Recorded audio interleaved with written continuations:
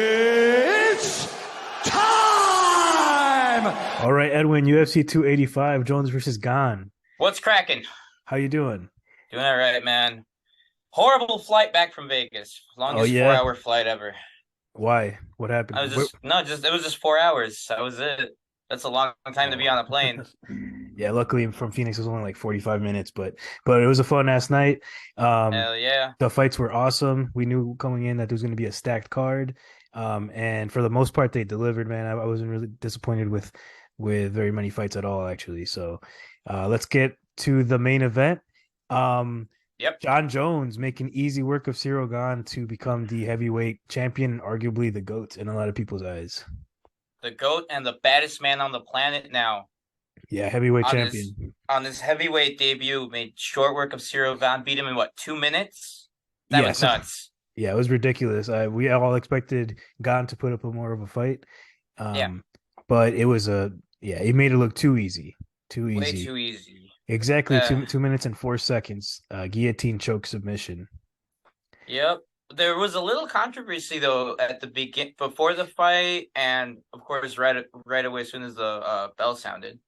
They had issue with John Jones's tape on his foot, Oh yeah, and he yeah. almost didn't fight because of that. We were like wondering like why are they looking at his foot, but it was just because he had tape on it. Yeah, they And were like then of removing it. course, right, and then the first strike that Ciryl Gane lands is a nut shot. Yeah, yeah, right away. Right away, I was like, oh my god, this is what happened in a John Jones fight. Really the only significant strike. The It's only yeah, and then he just got taken down like immediately. Had no defense. He was pressed up against the fence, sitting up, and then he just got choked out.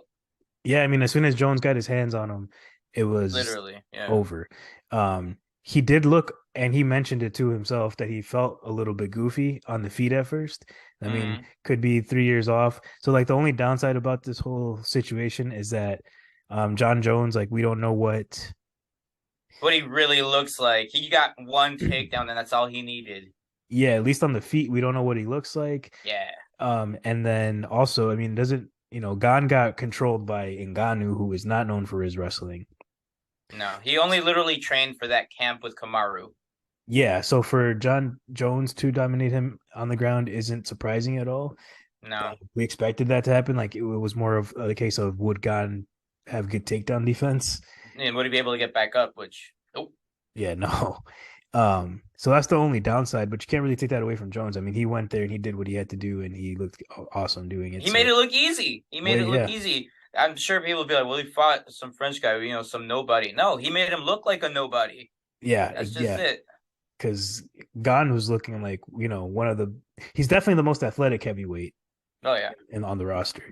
His stand up is really, really good. Probably the best stand up. Not, I would say definitely the best stand up in the division. But when it comes to putting it all together, and definitely his ground game is not there.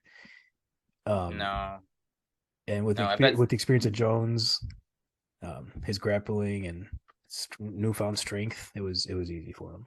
Yeah, and they put up they updated the rankings today. Jones is now pound for pound again. Yeah, rightfully so. I mean, Yeah, he's 27-1 now, but we all know like that one is just 28 no, yeah, 28 it's no. 28-0 for sure. So, he's undefeated. Now what is that? 17 fights in a row or 18 fights in a row, something like that. All title fights, all wins. Uh-huh. Um, it's insane. After a And 3 year yeah, layoff. that's insane. No, and then we already know what's next. He's gonna fight in July in International Fight Week at UFC 290. He's defending against Stipe Miocic, the Yeah. goat, the The, greatest, not goat, I'd say the greatest heavyweight of all time. yeah, or the most successful heavyweight of all in UFC I'd history. say statistically the best. Yeah. Yeah, but I'm excited for it and I think most people Yeah. are, but it's like Stipe's 40. I He was gonna say it's old Stipe, got whooped by and Ngannou in his last fight. he likely hasn't trained since then because he became a full-time firefighter. Right. So, So, he's doing like normal workouts, not training camps. and this new John Jones is scary. I mean, he's always Yeah. been scary, right? But now he's like a We focused. got we got a thick, scary John Jones. Yeah. I expect John Jones to make pretty. I don't want to say easy work of Stipe, but it could. He might make easy work of Stipe. Yeah. Yeah. What do you think he does if he beats Stipe? You think he would? Because there's a lot of other contenders like Pavlovich, Blades, um, and who am I missing? There's one other name that I had in my head. Maybe Ty, but No, not. I wasn't thinking about Ty. I was thinking about somebody else. what in the heavyweight rankings? Let me look here real quick. Now that we're discussing it, where is that? Okay. Oh, Aspinall was the other guy I was thinking about. Yeah, but he has to come back from injury and like win a couple fights. He's very young. And actually, I think Pavlovich and Blades are scheduled to fight now, or rumored Yeah, to fight. no, they are. That's scheduled for a main event fight. So yeah, that fight would definitely, I think, make a next contender for sure because they're right behind Stipe. Yeah, either one of those would be interesting. I hope John Jones doesn't just decide to retire after beating Stipe. I don't think he will. I think he should give us, of course, the Stipe fight, and then after that, have at least against one of the younger contenders. You know, because that's kind of how it was going for him in the light heavyweight division. He beat up all the OGs, and then he started to take on the young rising talents. You know, he beat Anthony Smith, Dominic Reyes, Thiago. So I think he should at least defend against one young heavyweight contender. Yeah, for sure. So I hope he Because does that. you don't want him to get stuck with the narrative of like, yeah, you beat Stipe, but you beat an old Stipe, so he's got to beat a young guy too. Yeah, true. And what a list of names for wins he would have. Yeah. Legends. Yeah, my favorite part was the post fight interview. Yeah, he did the hi sound and he made sounds like a goat. Yeah, yeah, that was So hilarious. he's actually a pretty funny guy. Yeah, my only, I mean, I was really we were screaming. It was an awesome I moment. lost my voice Yeah, and after yeah, everybody was going wild. It was what we all paid to see. We wanted to see John Jones win. So I felt like I got my money's worth just because of the experience. I do wish I saw more of a fight, obviously. But it was still awesome. And yeah, I just yeah, I guess that's it. I wish I got to see more of a fight, more of what John Jones has been training for 3 years for. right. But like I said, he went in there and he did his job, so whatever. But yeah, and I mean, and also he's gonna stay active because he's fighting right away in July. That's literally just a few more months. Yeah, yeah. So that's awesome. So that's good. And then, all right, on to the co-main. Oh man, did I call it or did I not call it? You called it. Alexagrasso is a new champion and the first Mexican female champion.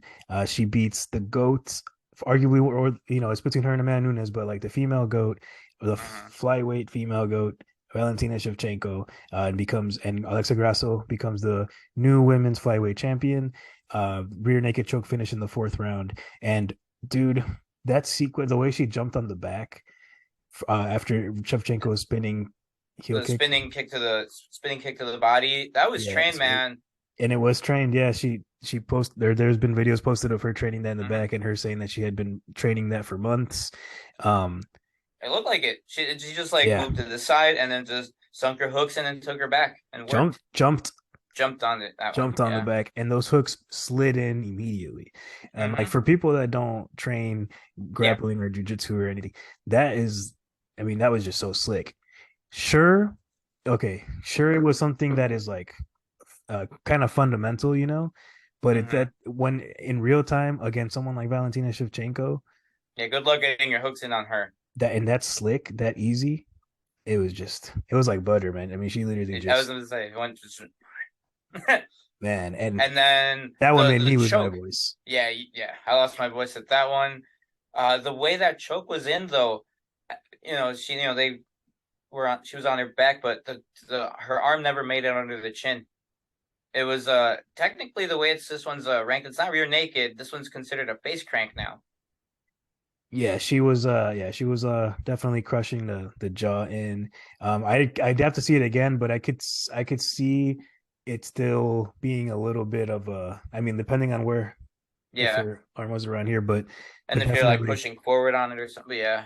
Yeah, and then there's like pictures of Valentina's face being like really red from here up and then really white from here down. So there was from when the arm came off. Yeah. So that was good, but it was looking kind of scary though for Alexa because for sure the way I was scoring the fight was at least 2-1 for Valentina up until then. Alexa, she won the first round, First round, which yeah. yeah, she won the first round. Then Valentina started to get in her groove, and rounds 2 and Takedowns. 3, the takedowns, she was able to take Alexa down and put her in the crucifix position. Yeah, She lay across her was body, and scary. that's bad because she's finished multiple people off in that But position. the way Alexa walked around out of it was awesome. It was amazing. Yeah, And she like went inside, or you'd be better to explain this one because you're the jujitsu wizard. no, I'm not. I'm a fucking white belt, More than me, but more than me. but she did an awesome job of walking around. And then also DC called it on the commentary because I went back and watched it. I went back and watched Yeah, I the pay haven't per view. yet. DC also explains how she used the cage towards the end of it to get out of it. She like walked on the cage to get out of it. So that was awesome. And she was doing a really good job just in general of getting back up. So even though she was getting taken down repeatedly and it was frustrating her, she was calm, getting up. Her boxing looked sharp as we expected it to, but Yeah. just It just wasn't easy though, standing up for her to get within range because at that point it's Muay Thai versus boxing, and Valentina definitely kept the distance a little better. yeah. But hey, kudos to Alexa and her team for studying that technique. No, yeah. I mean, they Seeing did that their gap in homework. Valentina, yeah, that's homework right there. You don't see that. It's like, oh, when she does this, when she spins this way, hop this way. Yeah, I mean that's That's trained. legit. It reminds me of like that video that came out of Leon Edwards' team training Mm, exactly what was going to happen for Kamaru Usman with yep. that 1-2 and the kick, or was it what 2-1 and the kick from the same side No, or no, something like that? it was just two and the kick. Yeah, for on the same side. Yeah, So yeah, like, from the same side. Yeah. and then also the Conor McGregor in the back training the Jose Aldo knockout right before what was it? Oh yeah, when he stepped back and he did the I yeah, mean that just shows like a good prepared team. or when Like, Masvidal did the knee. yeah, dude, there's so many of those. I mean, that's just crazy how, yeah, Just practice it over and over 1,000 times, and they'll have it done. exactly. Becomes muscle memory. But yeah, that's great, man. And now that makes And three three, Mexican champions. tres. Tres. Yair Rodriguez, Brandon Moreno, and alexagrasso. And Yeah. I called it before, and this one might be ambitious. Irene Aldana is next, number 4. Oh, she has a fight coming up. Oh, they're not doing Against they didn't do the she's Nunes fight? no, she's booked against Raquel Pennington. Ah, So I think that's the number 1 contender fight. that sounds like they're gonna try to make. No, never mind. They're gonna give Valentina the immediate rematch for Grasso. I was gonna say maybe they're Yeah. trying to make the Nunes versus Shevchenko 3 before No, or they asked Dana in the post fight press conference. They're like, "Well, now that she doesn't have the belt, do you want to make the fight, or does she need the belt to make that fight?" And she kind of needs the belt to make it a super fight, because otherwise, yeah, true there's that. really nobody really like begging for it. It'll be like, like I'd be okay if they fought without belts. If it was like a retirement fight or something, like, all right, these two grades go at it one last time. But no, for now they need belts to make True. that ever happen. True. But yeah, no, she'll get the rematch probably in like, let's see, it's probably 6 months, probably like fall time. Yeah. I predict. Yeah. This one was the money maker though. If you had her on your parlay, Yeah, if you had her on the I best, did this one say was the money that. maker. Yep. Yeah, it was what, plus 500 for Alexa. Something, but that's ridiculous. It was, yeah. And people And in the arena, like I saw a couple people around us, like when I was cheering extra loud for Alexa, or whenever I was like, whenever we were starting Mexico chants or something like that, they were uh-huh. looking up, like they were like, yeah, good luck, like she's gonna get her ass whooped, but she proved a Eh, lot of people wrong. she did. It She reminded me did. of when Cain Velasquez beat Brock Lesnar, and a lot of people were seeing the size difference and thinking like, there's no way Cain Velasquez is gonna beat Brock Lesnar, and then he, Oh, that was all technique, and oh yeah, Kane's just a savage. Plus, savage, Brock doesn't like to get hit, though. Brock yeah. Lesnar doesn't like to get hit. We know that. But yeah, I look forward to the rematch. That's gonna be even bigger. Yeah, yeah. We'll see how that one goes. Yeah. Let's go on to the fight of the night. This was a war. Yeah. Go. Shavkat Rakhmonov, first man to finish Jeff Neal in the UFC. What a fight, dude. This was a fight. A war. Jeff Neal looked sharp too, though. Like he was hitting Rachmanov with some shots. He Pez Rachmanov multiple times, and I honestly thought Jeff Neal was gonna look pretty bad, especially since he missed weight and he was like 4 pounds. 4 pounds heavy. But no, I'm guessing maybe it was bad and he stopped, and then he was able to recover in time. But he looked pretty good. He was just landing power shots. They don't call him hands of steel for nothing, but the big difference maker that I noticed in this fight was anytime they got close to, when they closed the distance and got in the pocket, Rachmanov always landed knees to the body. Those were Those you're were right. constant throughout the whole fight. Yeah, punches here and there, but those knees to the body just digging into Neal's ribs. Body shots in general, dude. Yeah, That was the difference maker right there because just Neal wore was him landing with down. some power, but you're right. Those body shots, 39 body shots landed for Rachmanov, 4 for Neal. So that made the difference right there. Yeah, I bet he can't breathe right now, or he's like pissing blood or something. Oh no, yeah, and then also Rachmanov's chin because he Dude, got well, rocked. Well, both of he their got chins. yeah, he got rocked, but I mean, showing up for Kazakhstan again, that's the place where Triple G came from. Yeah, There's some hard people out of there, man. yeah, for sure. And he's still what, 18-0 now? Is it 17, I think. 17? Okay. Yeah, 17. And all finishes. All finishes. Yeah, crazy. That's nuts. And then he goes on and oh yeah, he finished round 3 like right before the fight was about to end with a standing rear naked choke. And like, Nasty. dude, the last image of that is just like Neal just dying. Just oh my god, that was He nuts. looked like I think he did pass out for like a second. Yeah, Like just went down, fell asleep for like a second. Crazy. It was that was a war. That was a war. That's definitely a rewatch that multiple times type of it fight. was so good, and it got fight of the night, and it was so good that Dana ended up saying in the post fight press conference that even though Neal Yep. missed weight and was supposed to give up his like whatever percentage of his purse, he The, was going to get the bonus and everything too.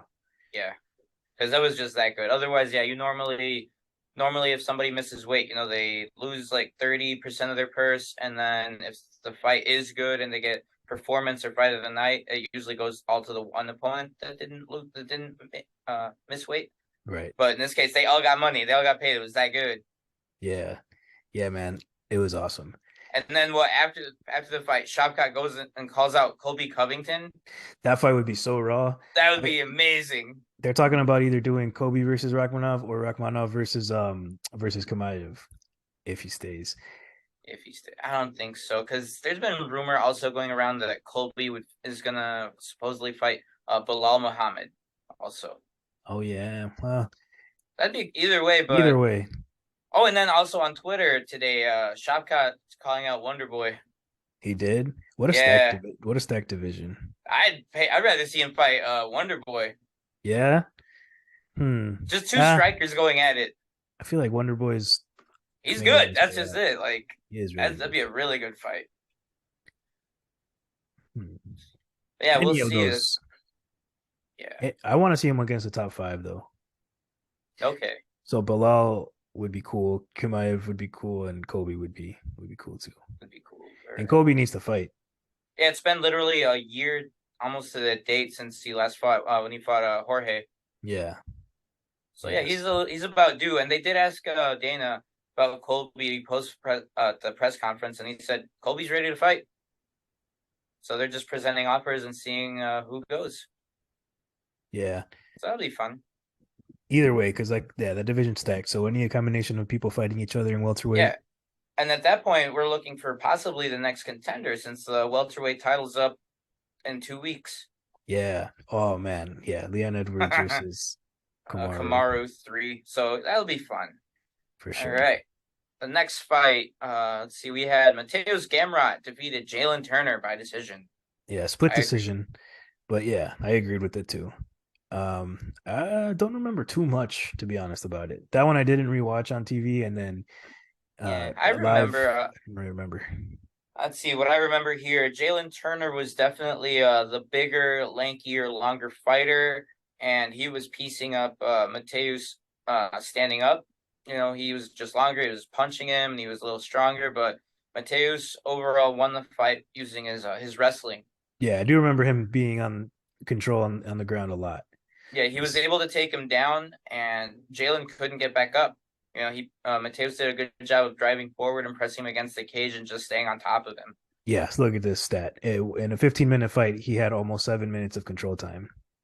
Yeah. So, yeah, the big that won him the difference. fight. I think Mateus should now fight the winner of Gaethje Fiziev.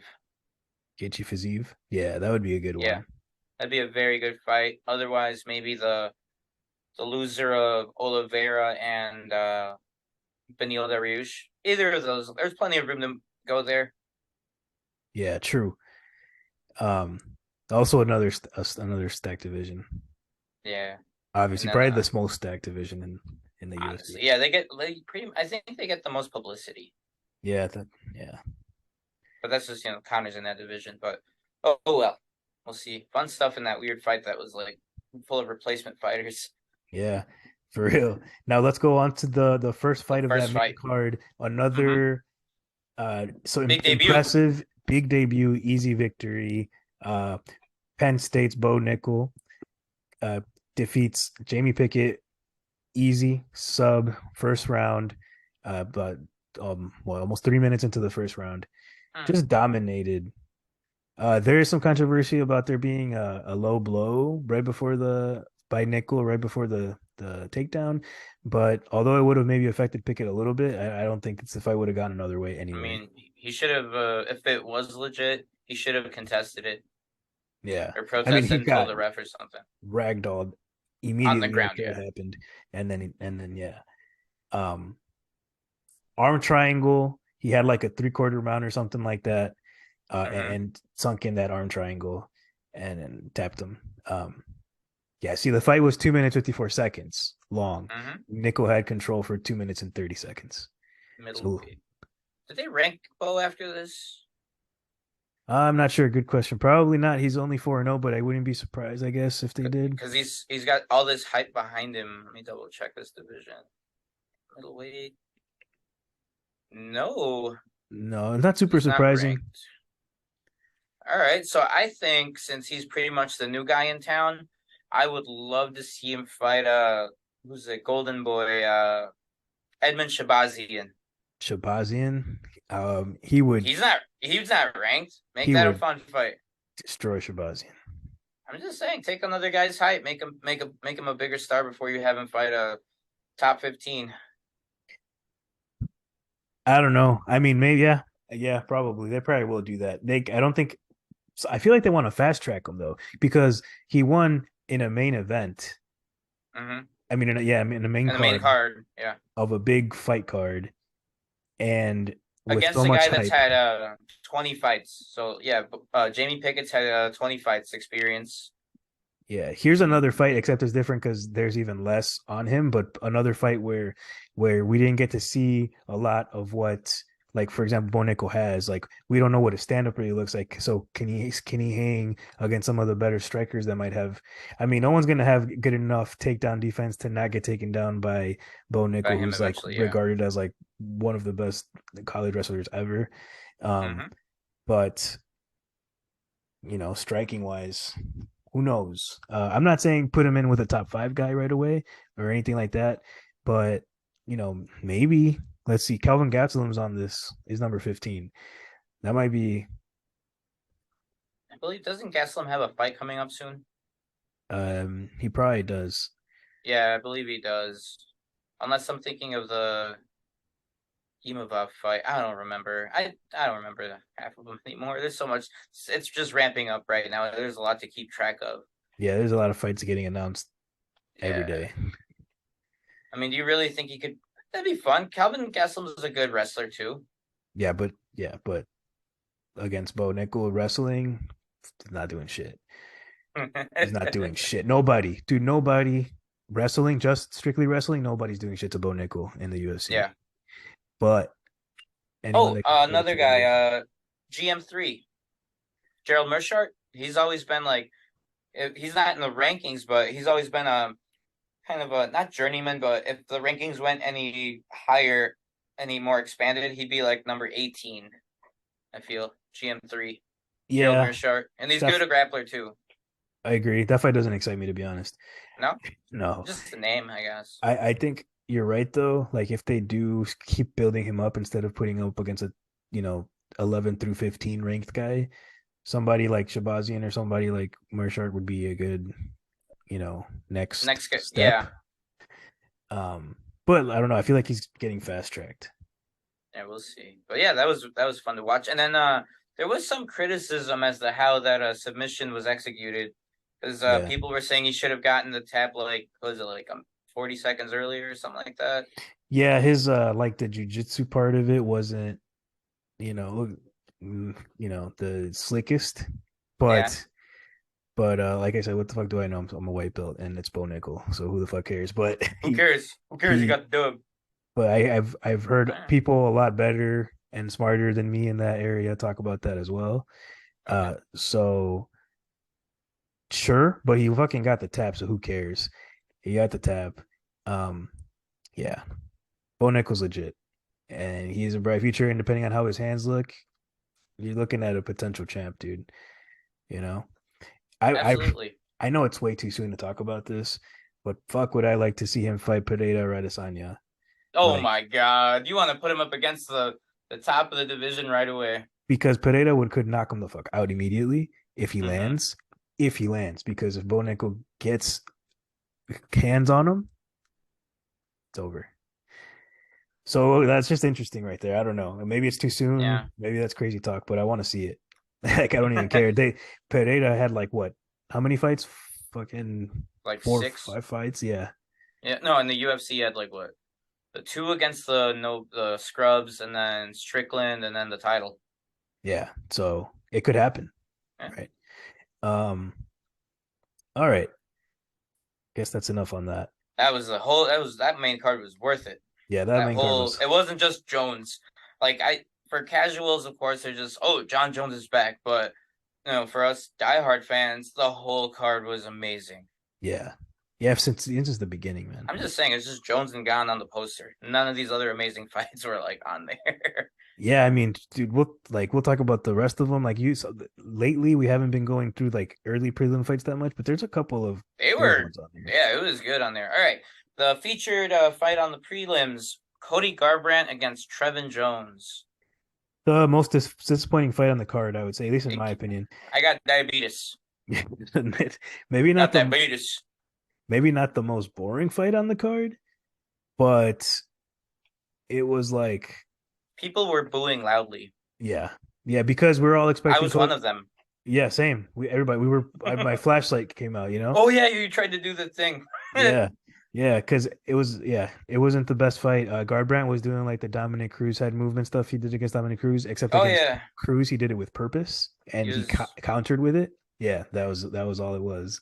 all right. Um, and he countered when he was doing it during versus Dominic Cruz, but Yeah, in his Jones fight he was just doing it even for with no purpose and no countering, and it just wasn't the best he fight. got like a couple good like takedowns, but honestly, I feel that after seeing that performance, that Cody Garbrandt's just like just gun shy because he's been knocked out pretty badly in his last few fights. Yeah, and a glass chin. Glass chin. In 15 minutes of fighting between Yeah. both of them, 60 total strikes.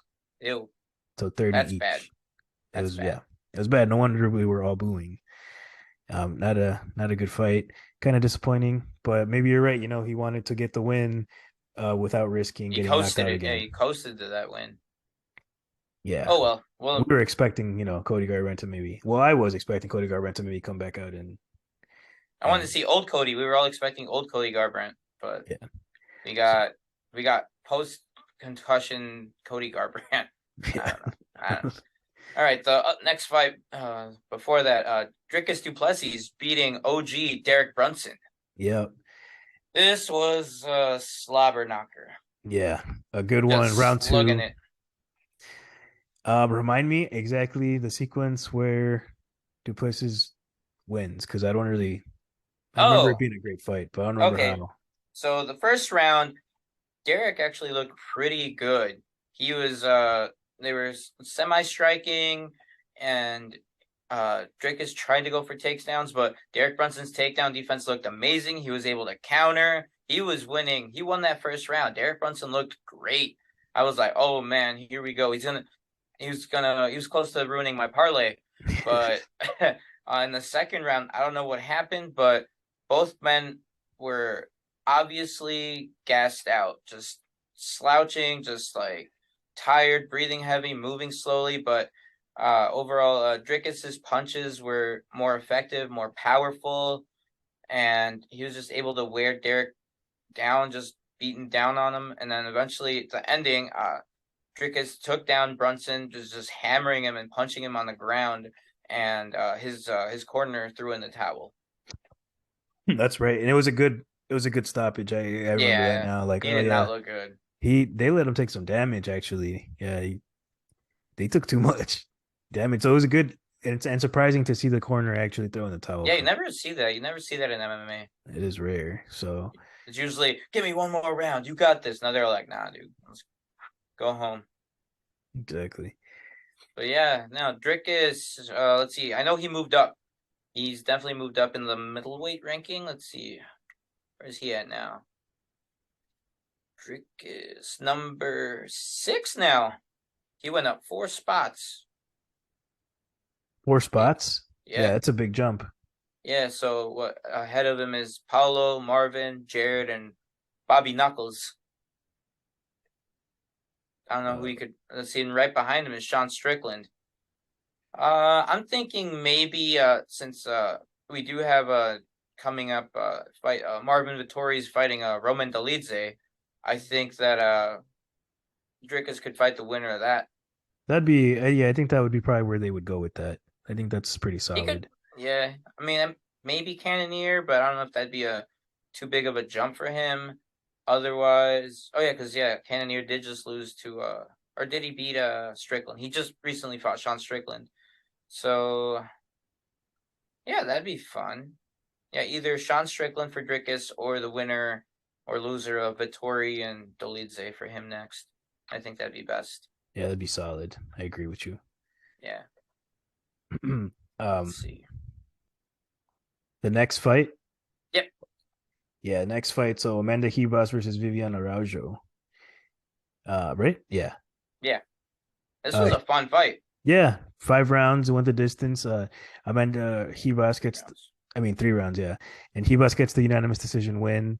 What are the scorecards? Let's see. 30-26, 30-27, and 29-27. So yeah, Amanda Ribas was her striking made a very big difference. Like in the first round, Vivian kind of looked a little better, a little stronger, but in the second round, I remember almost at the beginning of the second round, Ribas actually was able to knock down Vivian. Yeah, you're right.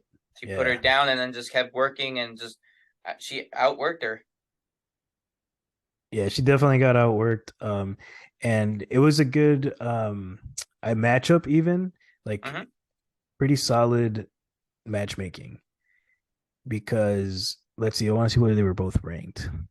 Oh, this was in the flyweight division. Just saying because I looked earlier, and Ribas is also in the strawweight. She's ranked in multiple divisions here. So I think she went down in the strawweight, but she went up in the flyweight. Okay, yeah. So now in the flyweight, Ribas is now ranked number 9, and Araujo is ranked number 10. So they're still like there, but Ribas gets over now. So she breaks into the top 10 because she was not ranked before this. Right. So she could pose a problem in that division. I want to see her fight like a veteran, like Lauren Murphy, or maybe did she fight Chukagian already? I feel like she might have. Who, Ribas? Yeah. I feel like she might have fought Caitlin Chukagian. She lost against her. Yeah.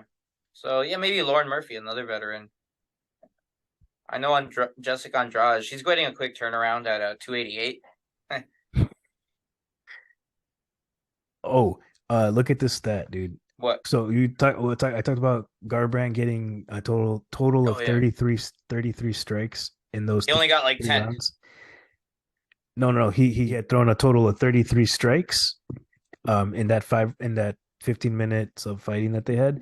Yeah. The 3 rounds. And then Araujo and Ribas alone landed 205 strikes in those 15 minutes. Nice. So big My difference. kind of woman.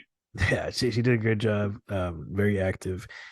So yeah, I think we covered pretty much everything about Ribas Araujo. Yeah. All right, let's move on to Barrio versus Marquez.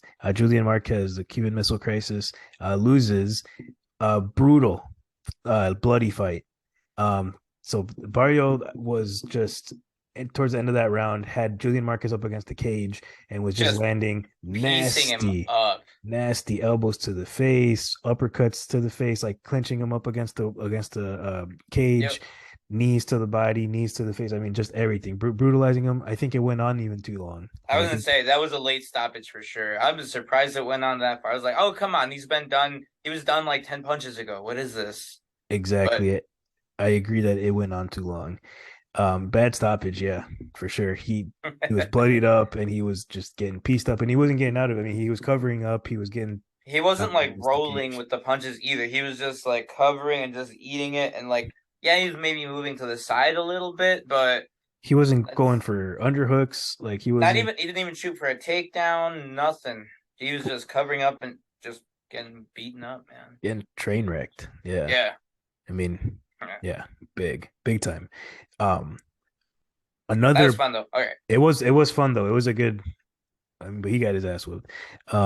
He did it. Yeah. Another bad stoppage. Ian Machado Gary versus that's the next fight, right? Yeah. The feature fight on the early prelims. Yeah, versus Song Kenan. So Ian Machado Gary versus Song Kenan. Another bad stoppage. Took too long to stop it, I think. Yeah. I remember there was a point in the first round, I think, where Kenan got Gary, like hurt him or something, but then Gary towards the second round, third round was just piecing him up with that jab. His stand up looked really good, and then at the end of the round, he just started murking Kenan. And let's say Kenan dropped him though. He dropped Gary early on in the fight. Yeah. In that first round, I think. Yeah, dropped him, but Ian was able to rally back and just put it on him. Yeah, and then at the end, that sequence at the end where he was just lighting him up. Knocks him down, starts landing some heavy punches while Kenan was on the ground. And I think that fight was stopped or ended too late as well. Yeah. So between that fight, the Julian Marquez fight, and the Derek Brunson fight, I think those were some three bad late stoppages during that card. Okay. I mean, at least the corner made the decision in the one. But yeah, these ones, hey, they were great though. They were fun finishes. They were bad though. They appeased the drunken crowd, but yeah, that was pretty bad. Let's see. And then other than that, Richie. Yeah, I was gonna say that's the only really honorable mention in the early prelims. Tabitha Baby Shark Richie submitting OG Jessica Penne. Yeah, she gained a lot of fans at the weigh-ins. And then she gained a lot of fans afterwards at the fight, of course. She fights too. Yeah. Total package, that woman. Yeah, you're telling me. No, she does. She did an awesome job. She submitted Penne with an armbar. Yeah, man. I mean, it's literally armbar. Yeah, a good one. I mean, I don't. What did she do? The way she set it up. Penne, she wanted to stand. Richie wanted to stand. Penne kept wanting to go to the ground. You know, she was like crab walking on the ground, and she was like goading her, like, "Come on down here." And then then Tabitha was just like, "I bet," and she just stepped over and just put in that armbar like it was nothing. Yeah, just remember. Yeah. She spun. She was on the one side with the arm trapped, and then she spun around the other side and finished it from there. Which, you know, it was perfect technique. It was awesome. Slid right into it and gets the finish. So was strawweight. Was she ranked now? Penny? That's what I was going to ask. Strawweight. Let me look here. That's Zhang Wei Li's division. That's scary. I don't know. Yeah, she's ranked number 15. She's 15 now. I want to see her fight up there. I want to see her fight like Angela Hill. Yeah, Angela Hill. That's a good fight. Not Tatiana. Hell no. No, Tatiana's going for like I hope they put her against Mackenzie Bigger, Dern, but anyway. yeah, bigger fish to fry. But ideally, I mean, she could fight Luana Pinheiro or like I don't know about Hibas. Michelle Watterson has a fight coming up at 287. Yeah, at 287. But ideally, I'd be fun to see Richie against Hill. Yeah, that'd be a good one. Be And a good one, Richie's I think. 28. So she's pretty good age to Yeah. Start climbing them ranks.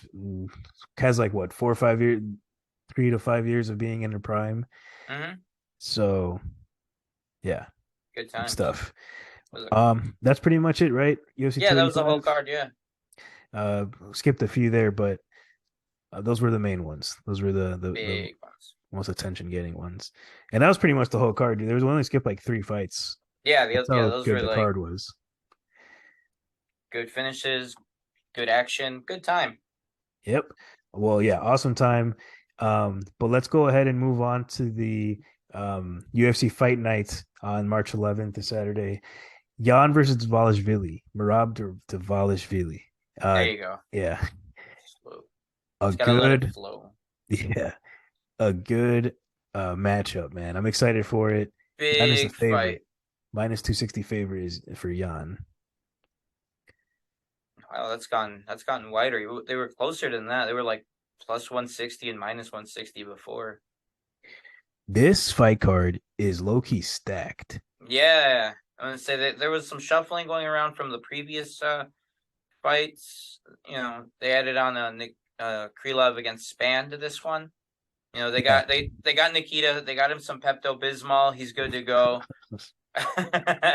Yeah, man. But like, let's just read through these real quick. So the main Sure. event, Jan versus Dvalishvili. That's a number 1 contender fight, though.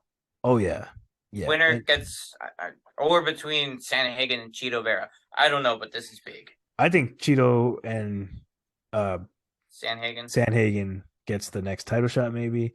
But somebody's fighting Sean O'Malley out of this. That'd be raw. Yeah. But especially since Aljamain's fighting Henry in May. Yeah, nice. For real. That's gonna be sick. So okay, then what's run it down, Abe. So many sick fights coming up between now and April. Oh yeah. It's stacked. But let's see. Volkov versus Romanov is the co-main heavyweight fight. So the winner gets to keep the name Alexander. Yeah, Alexander Romanov versus Alexander Volkov. I was gonna say Volkanovski. And Krylov versus Span, which you already mentioned, they got moved to this fight because it was supposed to be the main event in the last fight. Mm-hmm. Was it the Andrade one? No, I don't know. Whatever. Ramos Muniz and Brendan Allen. Yeah. Okay. Ricardo Ramos is fighting against Austin Lingo. And this next one is one that I'm excited about. Said Nurmagomedov versus Jonathan Martinez. That's going to be a banger, dude. That's a fun fight, actually. Jonathan Martinez has been kind of on the here and there, but he's legit at bantamweight. And then Said Nurmagomedov, come on now, he's from Dagestan. Exactly, and they're both on 4-fight win streaks right now. Yeah. Jonathan Martinez. Yeah, I remember that guy. Let's see if there's any other. We can touch on these a little bit more, but let's see. Rafael Sansao's fighting. Yeah. Ariane Lipski, she's fighting. Mario Bautista's fighting. Yeah, this is a decent minus card. 1,000, and Mario Bautista, MMA Lab guy. I talked about him the last fight. He had fought against some dude named Lopez and got the sub. So he's gotten 2 first-round finishes by submission in his last fight. It's on a streak right now. I think it's a 3-fight win streak. Yep.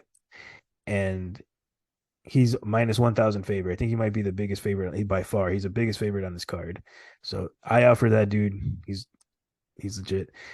Did you say Lipski versus Aldrich yet? Yep.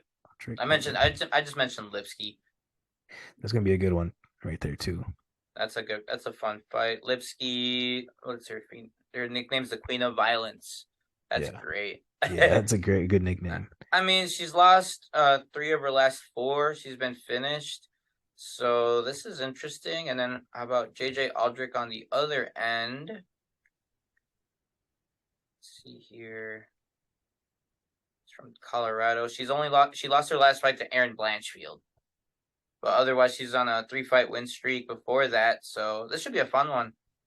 Yeah, I mean, even from the bottom of the card, dude, Nam versus Silva could be a good fight too. Yeah, Tyson Nam's a good. He's cool. He's a good flyweight. Yeah, this is a pretty good card. I'm looking forward to it. Yeah, this is good in between pay-per-views. Yeah. Do you want to dive deeper into any of these or give picks? I mean, for the Nikita Krylov and Ryan Spann that we kind of picked already, I'm going with Spann on this one. Same, yeah, especially after Krylov got sick. Yeah, he's coming off of disease. He's going to be compromised slightly. The heavyweight fight, I don't know about that. Romanov against Volkov. I think we both got Jan in the main, right? Or do you have? Really? That's worth discussing. Yeah, that one we should dive deeper. I'm thinking Merab is going to take this fight. Yeah, he could. And man, he's got a big win streak going to home. 1, 2, 3, 4, 5, 6, 7, 8-fight win streak. Yeah. And before that, he was on another pretty big win streak and had only lost twice. But his last couple wins have been against Jose Aldo and Marlon Moraes. I remember he finished Marlon. Jose, that was a really big fight for him. Cody Stamann, that guy's no slouch. And he beat OG John Dodson and then a couple other like newer guys in that division. And Jan's been on a bit of a bad luck streak. Right? Yeah. So with decisions not going his way. Yeah. Well, he lost against Sterling. I feel like I did agree. The rematch he lost to Sterling. The first time he had lost was a DQ, right? That knee, yeah. Yeah, and then the controversial loss to Sugar Sean. Yeah. O'Malley. And I mean, he definitely beat Corey Sandhagen, and before that he was just that's when he was the champ. Yeah, so Aldo. Statistically, what's this fight look like? Let's see. Well, they're about the same height. So Jan's 5'7", Merab's 5'6". Reach is pretty much identical too. 67 inches, Jan. 68 inches, Merab. Yeah. Jan is a southpaw. Yeah. Or he switches a lot. So Merab's more orthodox. Their significant strike accuracy is pretty much identical too. So Jan lands 59% significant strike accuracy and Merab 60%. Takedown advantage goes to Merab. That's where the fight could be different. He lands significantly more takedowns on average than Jan. So it says 6.54 takedown average for Dvalishvili versus 1.86 for Jan. And then takedown accuracy, though, Jan takes that, but I mean, he doesn't get as many takedowns. So, I mean, the stats say that Merab wins on the ground. But that's what I was gonna say. I was gonna say the very big difference between the two is Merab's wrestling is it's a little bit better. Yeah, and that's Jan had some trouble with that with Aljamain. Yep. So interesting. I wonder what happens if Jan loses.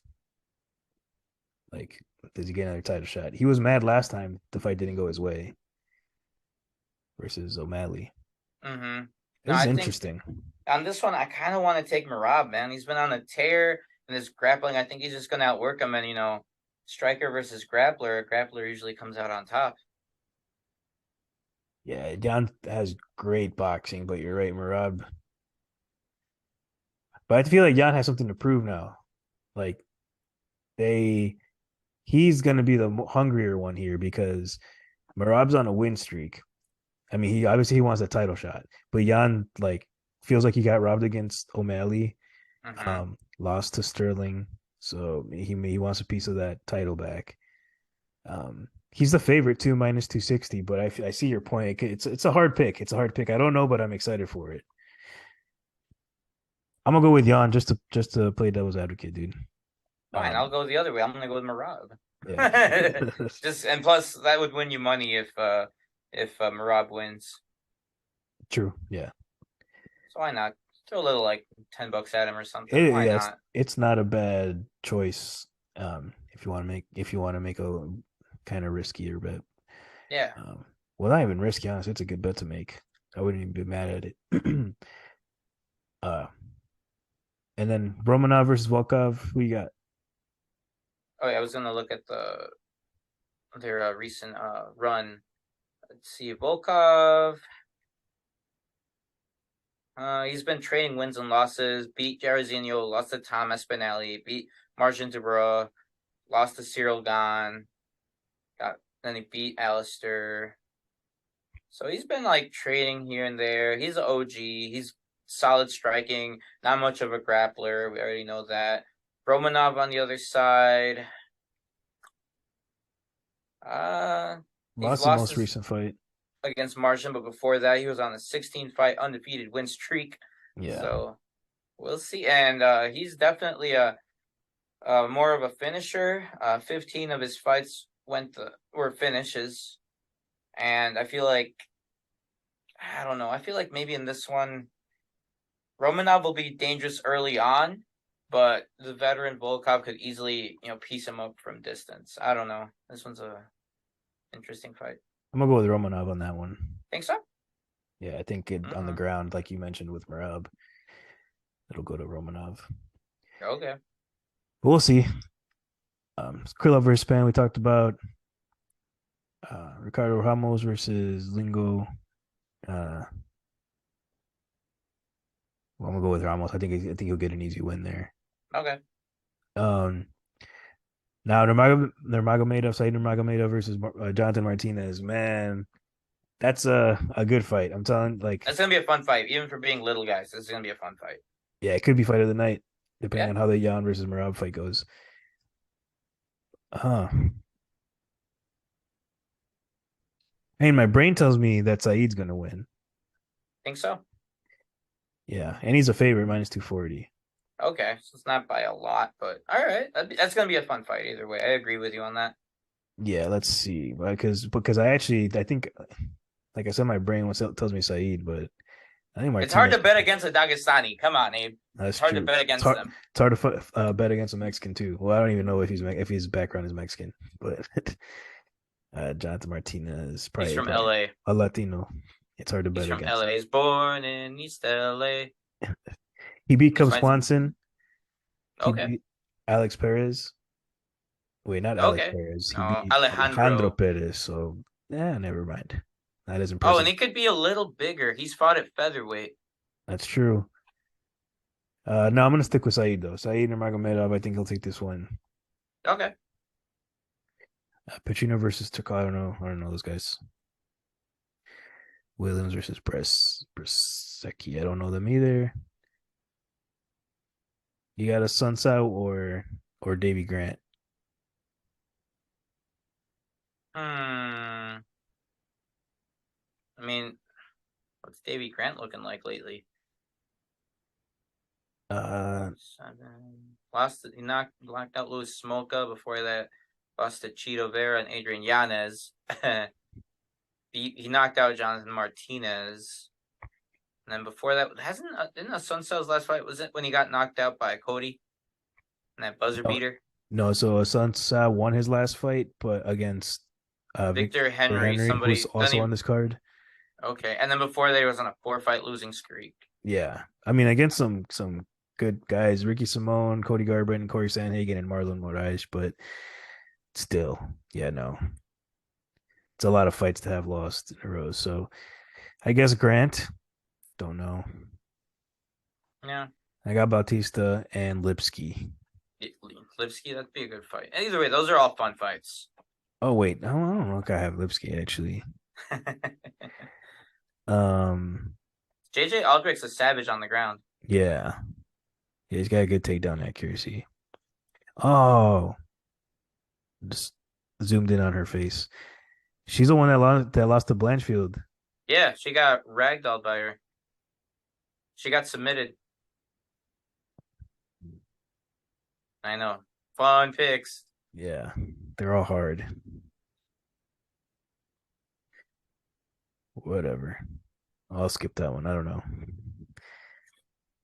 That's pretty much it for my picks. I don't know. I think Tyson Nam versus Silva could be a good fight, but yeah, a good fight card to look forward to, and then obviously after that, we got Edwards versus Usman 3, and then the week after that we got Vera versus Sanhagen, and then the week after that we got Pereira versus Adesanya 2, Holloway versus Allen. I mean Pavlovich versus Blades. This is all insane stuff. It's So all adding up. Yep. And then recently we did have a couple announcements and some confirmations as far as for the world of boxing. We do have let's see. Anthony Joshua is confirmed for his return fight against was it Franklin? What's his name? This guy. On April 1st. April On 1st, the zone. okay. Yeah, let me see. It's the guy that Dylan White last fought. Franklin is that? It was against Jermaine Franklin. I just couldn't think of his first name. He's taking on Jermaine Franklin on his return fight. That'll be fun. It'll be on the zone. Joshua seeking to come back onto the scene. Let's see, and then Vasily Lomachenko has confirmed the rumor that he will be fighting Devin Haney on May 20th Who? for the undisputed. Devin Haney versus who? Oh, Lomachenko. Lomachenko. Oh, nice. It's fighting for the undisputed lightweight title. That'll be fun. And then let's see, I had it here. Where did I put it? Here. Let's see. The first weekend of May is gonna be nuts because we're gonna have Aljamain versus Cejudo, got Canelo, and then that's Saturday. That's one night. And then Sunday morning, there's a very special fight. Unless you're a diehard boxing fan, you're gonna love it. Is that the Inoue fight? Yes. Yes. Naoya Inoue is going up to 122 pounds to take on unified champion Stephen Fulton. Yeah. And that's going to be on Sunday morning at 7 because it's in Japan most likely. Where do you have Inoue pound? Dude. No, yeah, for sure. Oh. But where do you have Inoue pound for pound? He's at least within 5. He'd be all the way at the bottom of mine. I mean, there's you got Canelo, Fury, Crawford, Spence, and probably Inoue after those guys. Yeah, so you're right. That's dope. That's dope. So May 6th, that's the day that the Canelo fight is on too, and then also that's the Cejudo versus Sterling. Yep, Cejudo and UFC Sterling. Yep, Charles Oliveira versus Beneil Dariush is on that card. It's gonna be just a nuts weekend, man, for just fight fans. And then they also announced on that same card Bryce Mitchell, Jonathan Pierce, and the return of Kron Gracie versus, and he's gonna really Ice Cream Crown. Yep. Hell yeah, I'm for it. He's gonna fight Charles Jourdain on that card too. And then let's see on the other side. Yeah, we do have the Bellator lightweight Grand Prix is starting here. Yes. That's gonna be this weekend or this Friday.